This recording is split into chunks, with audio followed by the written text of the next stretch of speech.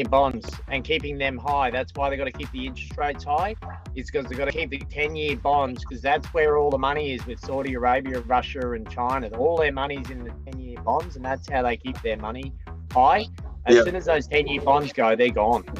Yeah, they can't have the interest rates for them go up because the government debt repayments on the interest would be too high, and then it would snowball like a snake eating itself.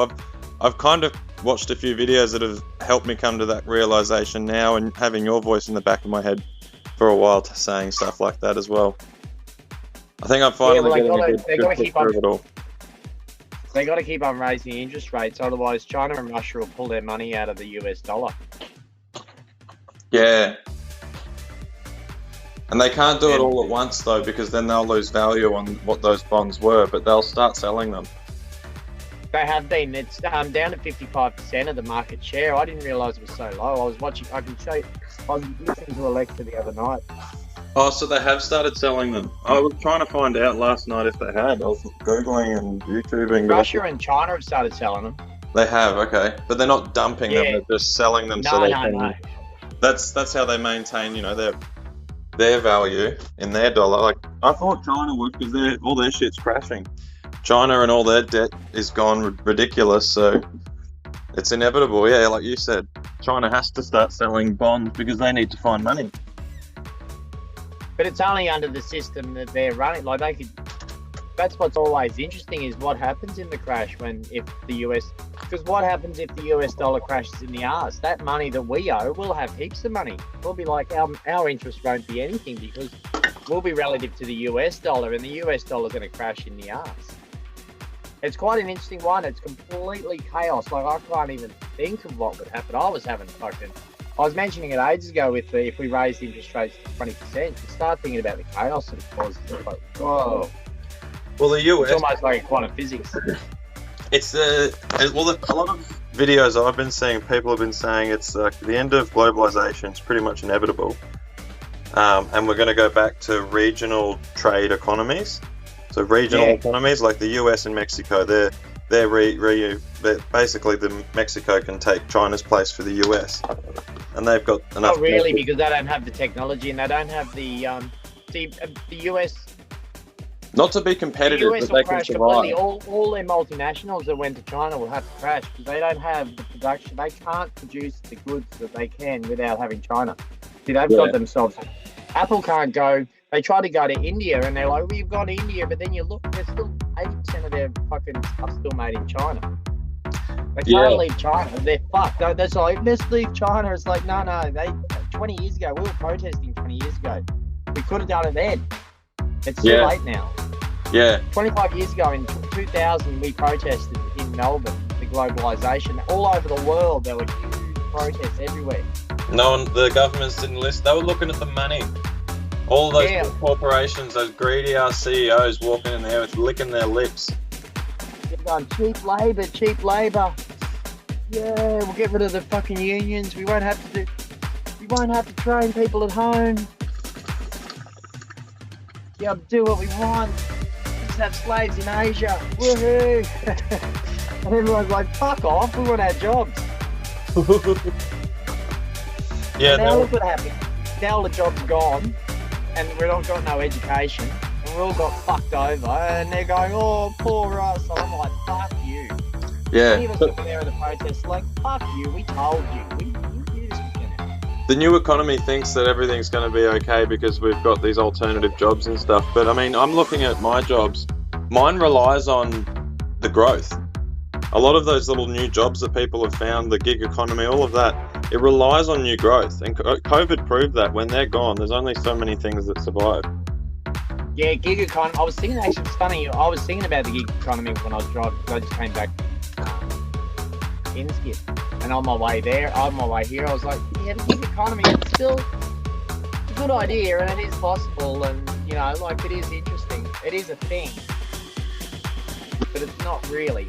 It's not like the hype, like the fourth industrial revolution or whatever I was saying. Yeah, no, because they were on the growth train. The interest rates were low, and they'd been low for ages. Everyone's like, yeah, it'll be like this forever. Yeah, that's like crypto. Crypto is all about low interest rates and having cheap money. Yeah, well, you watch when the interest rates go down, Bitcoin goes up.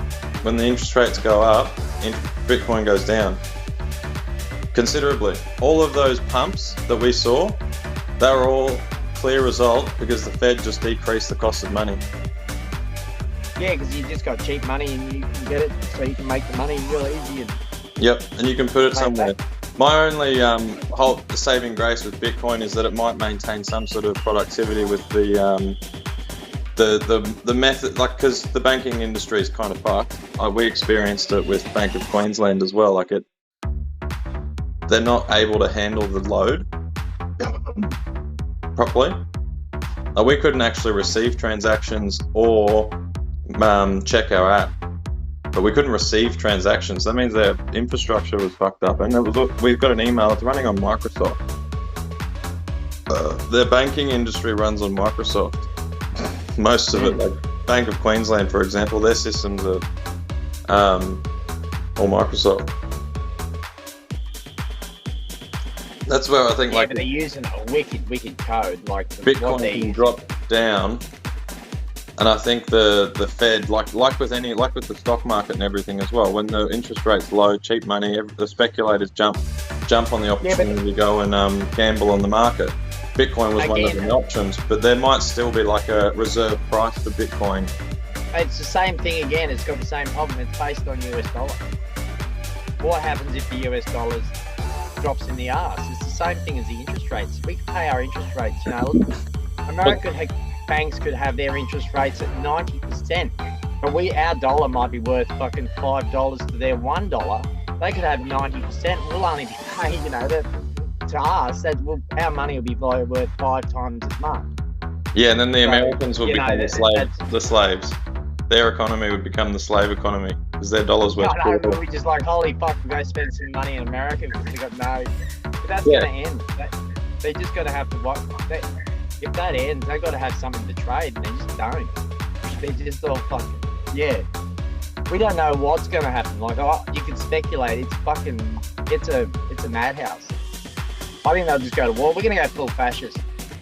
Well, they've already gone. They're already gearing up. They're preparing everyone for it. And there's the slow march, which is Ukraine, and it's their testing ground too. Like they've got to gauge the sentiment of the population in more than one country. With what's happening in Ukraine, how long will we just be like, it's all right what we're doing? It's all right just sending it constantly back in one side, and then they'll join NATO under a certain treaty similar to Germany when they were split. I saw a video recently explaining that it doesn't require NATO to attack Russia or defend it, but it means they can support Ukraine. That's if Ukraine goes on the defensive. Yeah, but Germany was divided up as a peace treaty at the end of the war, and fucking Stalin and Roosevelt wanted to completely have it back to the Stone Age. They were going to completely obliterate Germany. Churchill was like, no, we can't do that. We can't do that. One saving grace for Churchill when he said that.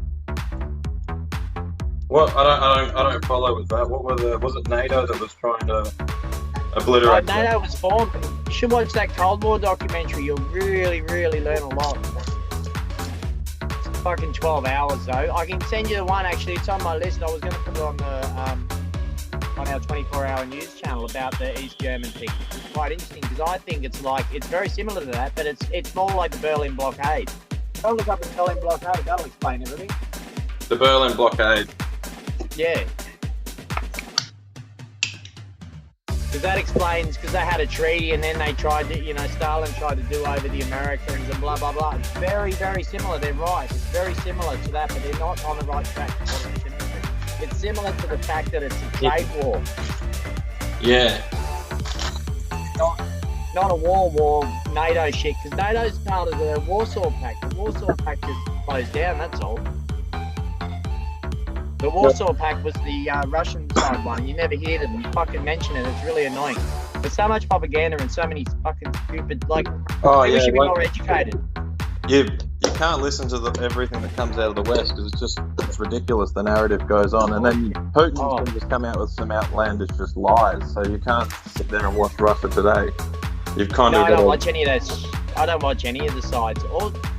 It's a proxy war. Yeah. All they're doing is they're consolidating the oil production. It's about oil. It's about oil. You've got to remember. I was even thinking this last night when I went to sleep. I was like, sorry, I keep on going. But the Iraq War, 20 years ago, fucking 15 years ago, like, war for oil. It's always about oil or fucking drugs. Here we are again. Have a look at oil. What is it about oil? Yeah, well, the US dollar. No one's fucking looking, and it's fucking annoying. And that's what we said about Iraq. It's energy. Our economy and our civilizations are built on energy, and Russia's got shitloads of it. It's the largest producer of energy on the planet.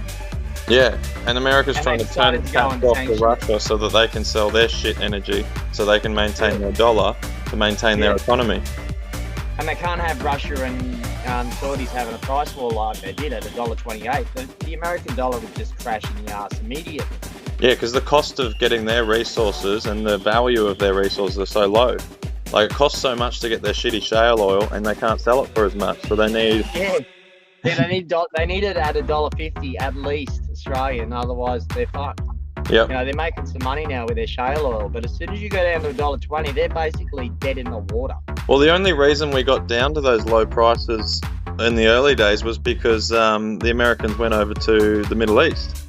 No, isn't it? Yeah, but they lost that, because oil price started going up after they came out of Afghanistan. There was no more influence there.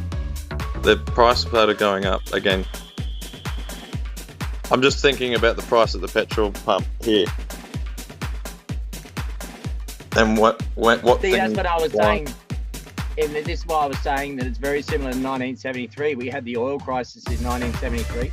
Yeah. What happened was that the American dollar became on the nose. Like, the Saudis are like, if your dollar's worth shit, you've been spending it too much everywhere. We're not giving you oil for fucking, like your 10-year bonds. We're not going to swap oil for 10-year bonds anymore because your dollar's just going to the shit. So then Nixon took the dollar off gold as well. Yeah, and then he went to rent to China and got cheap labour, so he was able to make them look really good. And now that China's over, the same thing's happening again. They've got the same issue where the Saudis are like, your dollar's not, the Chinese and the Russians are like, your dollar's not looking very good at all. We don't know whether we'll trade. Because that's how the American dollar works. It doesn't actually buy anything. They fucking trade it for 10-year bonds on loan. Yeah, so they need, those 10-year bonds need to look nice and juicy. Otherwise, the countries that are actually selling their shit for the 10-year bonds, they'll just stop. They'll sell it in something else that's worth it. Yeah. It kind of keeps America's shitty pyramid Ponzi scheme in check in a way, and then they use pension funds to just pump it up. They gamble with the people's retirement. And drug money saved them from 2008, dude. They just pumped up some drug money. They'd have heaps of drug money. Oh yeah. Well, that's you don't buy cocaine in anything but US dollars. The price is set in USD.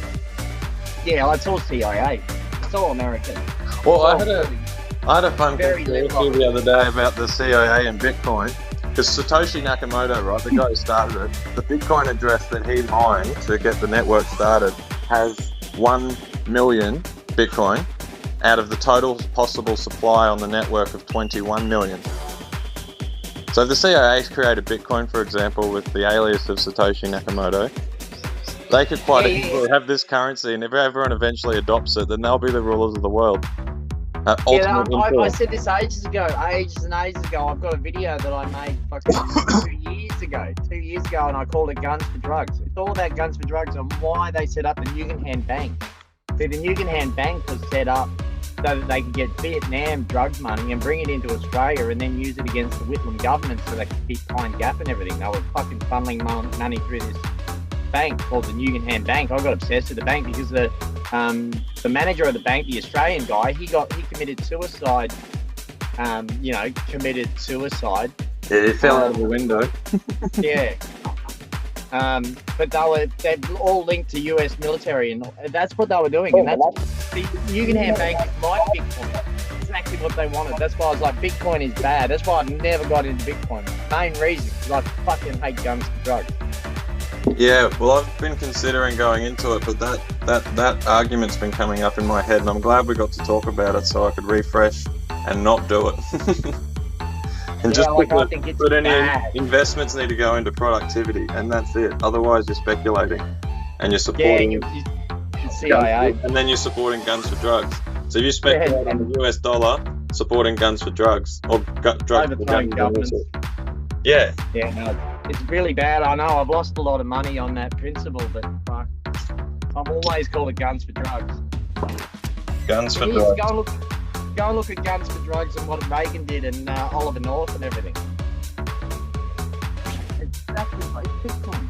I was like, it's fucking Bitcoin fucking 2.0 or 1.0. Well, it's Bitcoin. really, they needed to, it makes sense because, you know, even though it's not great for, you know, it's not morally right, the technology advanced, so those sort of things are going to advance with technology. Evil and good advance with technology. But the CIA is called the company. And what the company does, that's why Facebook, and this is where I'm starting to get really fucking... Isn't it the corporation, or is that different? Oh, corporation, yeah, sorry.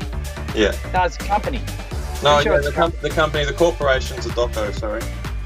Yeah, the company, and they basically set up dummy companies all over the place. Like Air America, they're like, how do we get the drugs out of America, out of Vietnam and fly them into America? Let's start an airline. They start up Air America and they're flying drugs from fucking Vietnam straight over to bloody,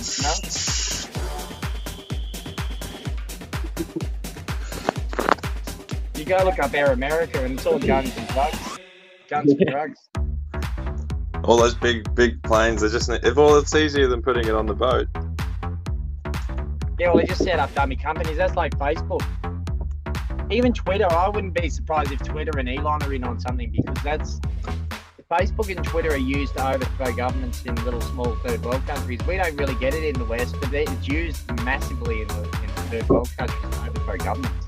Yeah, well, that's why China made their own, and they won't let anyone interfere because they know. they know. Yeah, they know. They'll get those. They dealt with. They're over having people throw shit at them. I've watched the doco on the Japanese, I think I sent, and what they did and how America was the reason. I was just like, well, yeah, no wonder China is so fucking just not taking shit. They've just been through too much the last 200 years. It's just like, nah, they're never going to give. Yeah, and they've all studied it. I like that the Xi Jinping or whatever, that's what he studied, all of the Soviet Union. Do you want some more That's his water? main topic. Let's go get some water. Yeah, I remember I wanted to read his book.